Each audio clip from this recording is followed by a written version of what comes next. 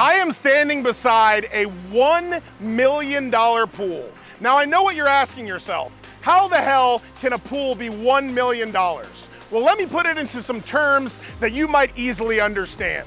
Behind me is a concrete structure that is over 35 feet tall.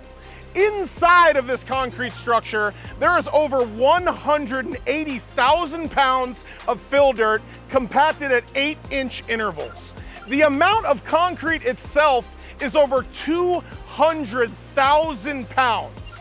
And we haven't even gotten to the pretty parts yet. We are gonna adorn this structure with stone, tile, coping, lights, jets, everything you can imagine. Now, factor in the 7 months of back-breaking labor that my team had to put in to build this damn thing. And I am gonna show you from start to finish how we did it, but first, let me back up all the way to the beginning. This was what our site looked like before we ever started. And it's a little deceiving on video, but this is quite a heavy sloped lot. So just getting machinery in to where we had to do the excavating was trouble in itself. First thing we did was use a mini X and create a little path on that heavy slope to get to the area that we had to excavate. Then once we got there, the excavation begun. And let me tell you, anytime you are looking at a pile of earth, it is unbelievably deceiving. We took out nearly 300 tons of dirt, rock, earth, soil, you name it, and pulled it out just of that area where the foundation had to go. Now, as we're pulling that out, we're using all of that earth and rock to make a nice highway for all of our machinery and men and lumber and all of our materials to come down this lot and get to where we're working. So after we excavate, what we're looking for is a nice level surface for the base of our foundation. The beautiful thing about this lot is it is sitting on solid limestone. The next thing we have to do is dig our piers. So once we got down to that level, these piers had to go 5 feet deep into solid rock. And for a frame of reference, 30 inches, that's 2.5 feet wide in diameter, we had to chip out rock in about 15 different locations. We have to make all of our steel cages out of rebar, which is gonna make up the base of those piers. And all those piers are there for is where our foundation points of our retaining wall is gonna sit. And then we have all that rebar coming up because that's gonna connect into the next level of rebar. Now, you'll also see us building these mini base camp structures. It felt like we were in a war zone out there. From the video, you can't really tell. These are 40 feet tall. So, if you've ever seen a smaller foundation, this is normally just a couple 2x4s that make up a corner. We set these batter boards at all of our corners so that we can pull our string lines. So there's multiple different places that you need to make sure a foundation is square. We needed to make sure it was square to the house, square out to the yard. We also needed to make sure that we're square going vertically 40 feet tall. So that's why we're building all of those batter boards, those towers, so we can pull our string lines. The final step of phase 1 is pouring the actual footers, the bottom portion of those piers. So basically just pouring it up to where we're level with the ground, and then we're gonna continue those piers up as we move forward. Step 2, our second pour. There is a massive amount of work that needs to be done before we can do the second pour. So what you see is all the guys setting up our vertical rebar sections. And just like we did with the piers, these vertical rebar sections are going to continue up from the bottom of the retaining wall to the next levels all the way to the top of the foundation. So always keeping in mind that we're building our rebar up higher than we're actually going to pour. To put this into perspective, the long side of our pool is over 40 feet long. The short side of the pool is about 26 feet. So you have over 130 linear feet of about 10-foot tall sections of rebar all the way around where these retaining walls are going. It takes us about a week just to line up all of our rebar, get it all out there, cut it to size, and install it. Now, once that rebar is installed, the guys put up forms, that is just basically plywood on one side, plywood on the other, and they use these brackets with these snap ties. This is called snapcrete sometimes when you do a retaining wall in this way, and they tighten the brackets of those forms on either side to get a very, very nice and tight and extremely sturdy form, because you're going to be putting hundreds of tons of concrete into this wall. If you have a form breakout, that is absolutely catastrophic. So getting these forms dialed in is of paramount importance.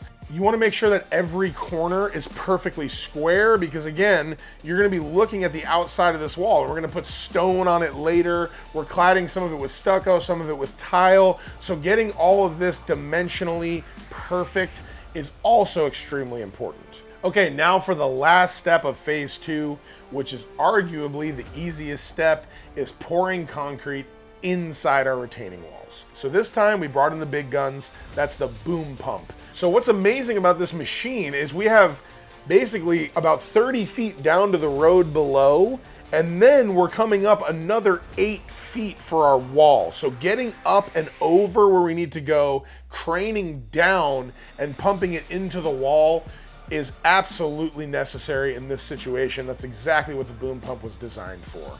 The other thing that we have to note is now you're seeing those massive 30-inch piers come to life. We started off with 12-foot tall sonotubes. That's basically, for lack of a better term, a giant straw.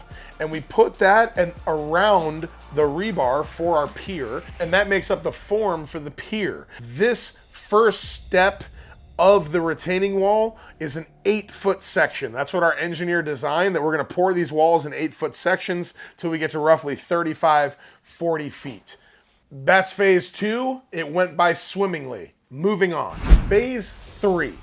After the concrete has cured inside of our retaining wall, we're gonna break the wooden forms. We're taking off all that plywood, we're cutting all those snap ties, all the brackets. Even that is a feat in itself, because there's hundreds of brackets here. We wanna keep as much of this lumber as we can because it's quite expensive. A lot of it, if it gets warped, if it's not usable, we're not gonna use it again, but some of it is in great shape. Once those forms are broken, we now have a solid 8-foot tall wall that we need to fill with what's called select fill, which is just a certain grade of fill that has fine enough particles. It's like soil mixed with rocks that you can compact it at a very, very high rate. The thing is, we need at 8-inch intervals to compact this select fill 8 feet tall. Remember, this is 130 linear feet around. So this is literally just a week, maybe week and a half of simply loading the dirt inside the walls and compacting it inside every 8 inches. Absolutely tedious work, but again, this is very, very important that we get all of this right, because it could have implications on the structural integrity of this foundation going down the line when you're 40 feet tall. All while in the hottest period of the summer, over 100 degrees every day. I cannot thank our guys enough.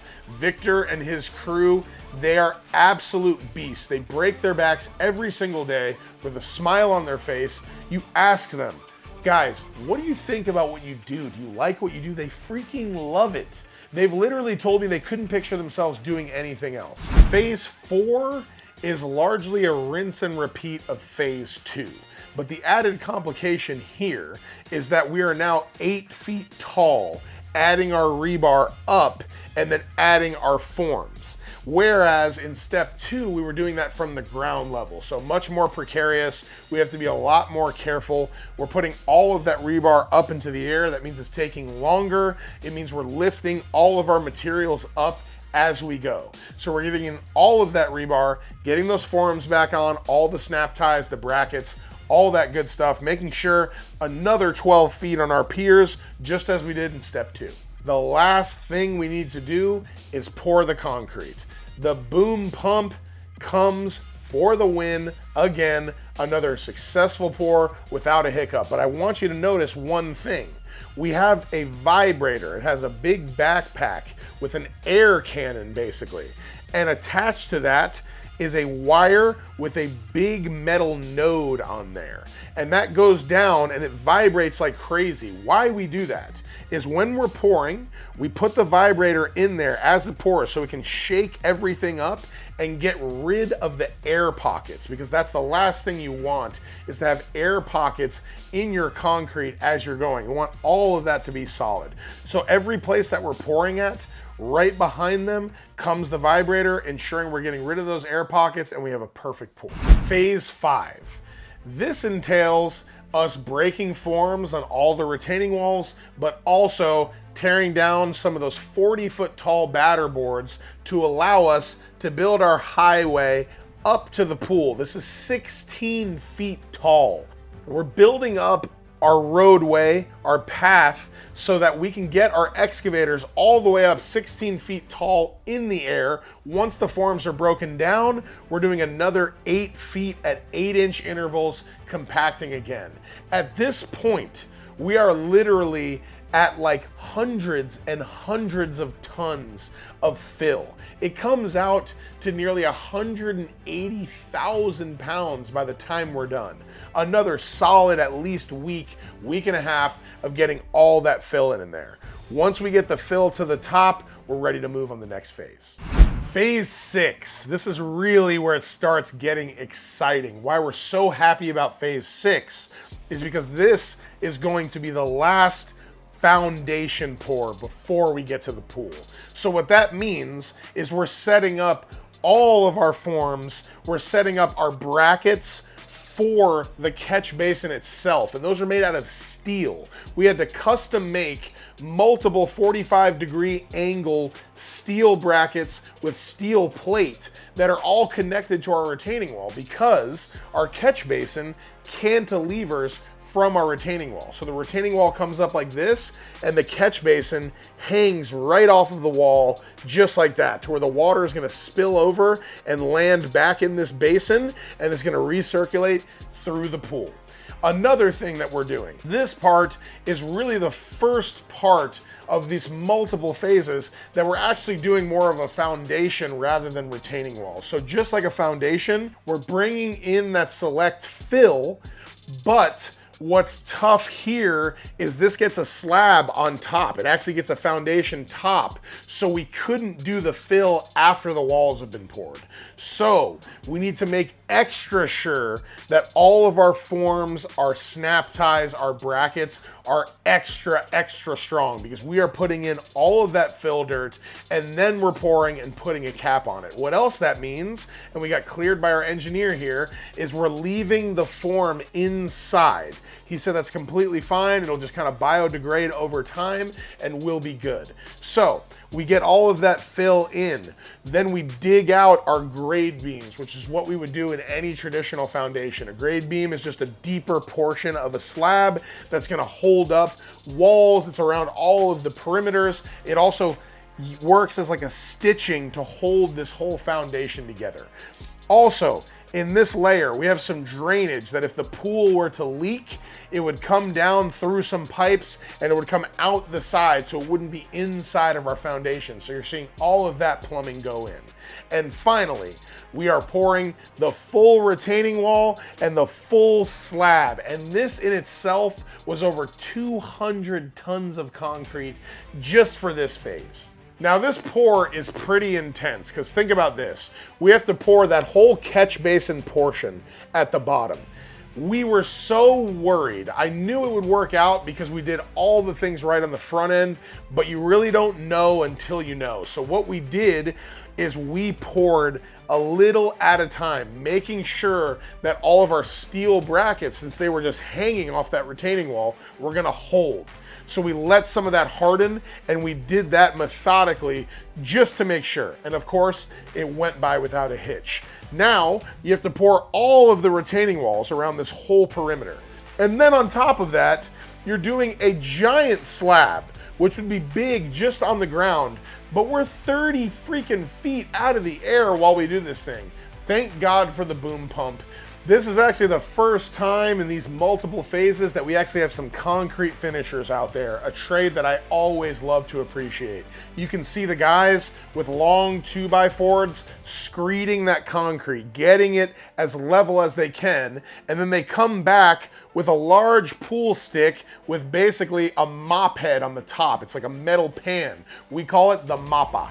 When you twist this pole, it has a chain on it and it flexes that head up or down. So they flex it up going forwards and down going backwards. And let me tell you something, working concrete, it seems so simple in the video. That's because these guys are masters. This stuff is so hard to work with. You're stepping in all of it. You're trying to make it all level, and minor little screw ups can just greatly affect the whole entire pour and make your concrete top unworkable.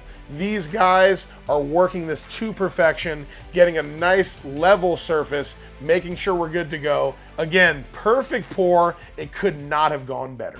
On to phase 7. Now we're actually getting toward the pool. This has just been a massive foundation up to this point. So learning that the pool was about to come to life was just so exciting for all of us. You will see all the guys working at getting in the rebar for the pool. This is a completely different crew. This is our pool shell team. They're installing all the rebar per the engineer's specs at varying corner bars, different sizes. We have different degrees that we're working with. We're building out our spa. We're building out our beach entry, which also means these guys are bagging up. They're bringing in the fill that we need that this pool shell will sit on. Intermingled in all of this is our pool plumbing. So we need to get in all of our jets, all of our conduits for all of our lights, our returns, our skimmers, everything. And this is all working in tandem. So just like all the previous steps, we want to make sure that we're bringing that ground wire at all 4 corners, all the way up from the ground through the foundation. We also have our engineer coming back out to do another inspection of the pool shell. At this phase, we're also pressure testing all of our plumbing so that we know that there's no leaks and everything is nice and sealed tight. And once we pass that, we can get the clear to finally shoot the pool. Now, as you can see, the pool is finally formed up. You can see this massive negative edge, our catch basin, all of our different areas of the pool. This is the first time we're really fully able to see the pool shape. And what does that mean? We are on to shotcrete. Shotcrete is different than concrete. It uses what's called a volumetric truck, whereas concrete just uses that barrel where it spins an already mixed mixture. The volumetric truck has sand on one side and gravel on the other, and it mixes the two as it comes out, and they shoot it into the wall. Shotcrete is just a lot more sticky, so it's a lot better when you're shooting it on vertical walls, and you're kind of shooting it almost like a very thick paint gun. These guys shoot it out, and then the formers come behind them, and they're using trowels. They're getting all of our top edges flat. They're getting all the nice curvature in our walls, all of our corners right, all the different things of that nature. So it kind of shoots on heavy and thick, and then these guys are forming it into the perfect walls that you see when we're done. And that brings us to today. So now all the guts, the plumbing, the electric, the ground wires, the rebar, everything is inside this pool, but it is largely just a shell. We have our catch basin framed out. But what we're gonna do is now we're gonna clad this in all the beautiful materials. So that portion underneath the catch basin, that's all going to get stone. The catch basin itself is gonna get stucco, and then that whole portion of the negative edge is gonna get tile from the inside of the catch basin all the way to the rim of the pool. Then we have tile inside the pool, plaster. We have tile on the pool decking and the coping. We have lights, we have heaters, chillers, bubblers, everything you can imagine. So this thing is the frame of our Lamborghini, but we are gonna deck it out with all the beauty, and I can't wait to unveil that. The thing is, normally, we would just run right into that and keep going. But we are turning this 4,000 square foot house into a 7,000 square foot house. There's 2 or 3 different additions. We're building up to where we can then build around our pool deck. There's a covered patio and a lot of different things that are gonna be running in congruence with the pool. So the final finish out of the pool is gonna run in tandem of the final finish out of the house, and we'll finish everything all together. So as y'all can tell, we are not playing around at Revent Builds. We have many more monumental projects just like the $1 million pool. If you wanna see more of our builds, hit that subscribe button. I promise we will not let you down. But to all of you that have been following this far, I love each and every one of you. We seriously have some incredible stuff that we're gonna be unveiling. I can't wait to show you all. Catch you on the next one.